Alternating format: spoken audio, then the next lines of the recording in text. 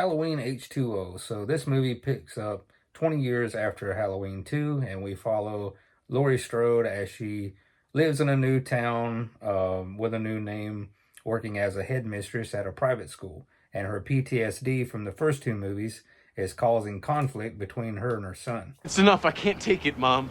He's dead. Michael Myers is dead. What do you want me to say? That it's over? That we should try to get on with some attempt at a happy existence, Mom. Because all the shit that's going on in your head is leaking out on me, and I can't take it anymore. So I really like the story in this one. I think it's better than Halloween 2018. It's more believable. Somebody that survives a serial killer. I believe that they wouldn't just turn into like a soldier like she is in 2018. This one is more grounded.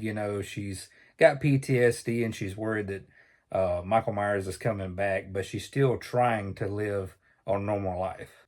So I thought the drama between her and her son was pretty believable. He feels like that she's being overprotective and paranoid, and he just wants to go and live a normal life, and she's kind of like, got him on a short leash and won't let him do much of anything, and so he just kind of had enough of it and wants to rebel against her, and that's pretty realistic. So there's two things that keep this movie from being great for me, and it's rather unfortunate.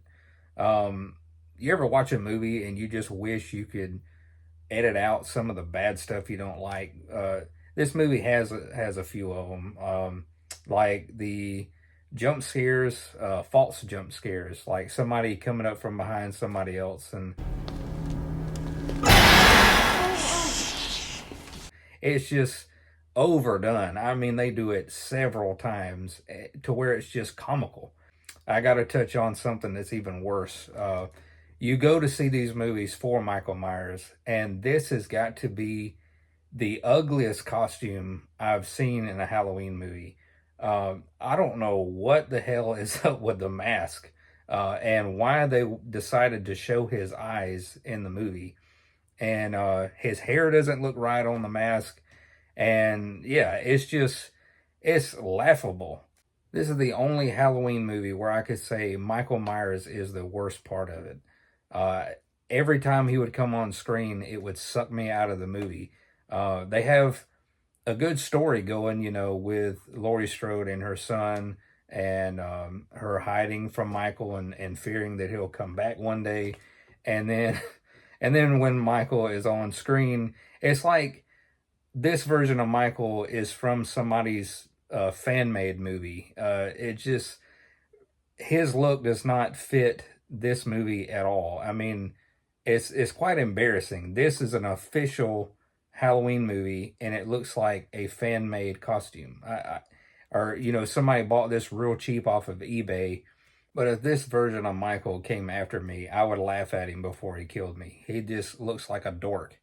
And showing his eyes so much in the movie, I just don't understand that. Like, the whole point is, hiding his eyes creates this mystique about him and a mystery about him. You don't really know, like, could that be his real face? I mean, it's a mask, but just showing his eyes just makes him too human, and that's the opposite of what these movies are about, so I don't understand that decision.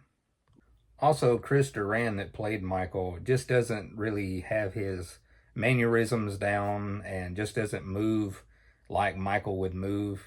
When he sets up from laying on the ground, he's like real hunched over, and it looks odd. To me, it'd be more believable if a copycat killer just got a cheap Michael Myers costume off of the internet and they went after Laurie Strode, because this cannot be Michael Myers. This just not look like his costume, and then he doesn't move like Michael Myers. So, and then you have the ending that's supposed to be emotional, where she chops his head off, but I couldn't buy into it because he looks so goofy. And it would have meant much more if this was like the original mask or something like that, or a better mask, it would have hit more. But it just falls flat at the end when she chops his head off. It should have been a badass moment, which it still kind of is. But I would have bought more into it. It would have felt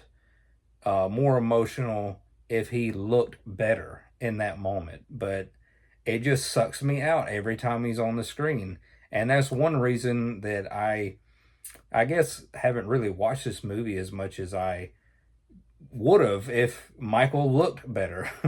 And they even changed the theme song for some reason. They added like an orchestra to it, and it reminded me of Home Alone's theme song for some reason. Like if Halloween and Home Alone's theme mixed together, it just sounded weird and just watered down. It's like a watered down version of the Halloween theme song, and they softened it up. And I just don't know the point they were going for. So the kills are pretty tame. There's nothing really memorable except for one kill where this girl gets this dumbwaiter dropped on her leg, and ooh, that looked very painful.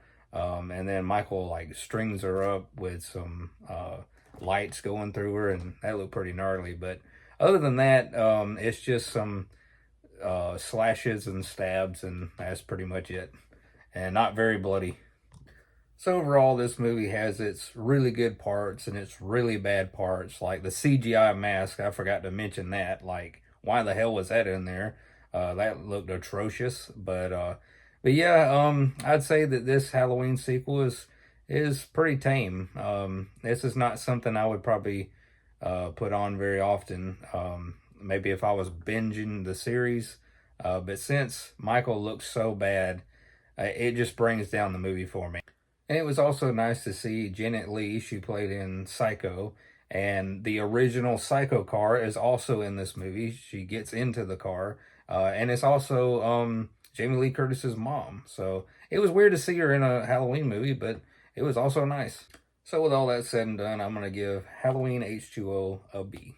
Happy Halloween, everybody. Stay safe, have fun, and I will see you next time.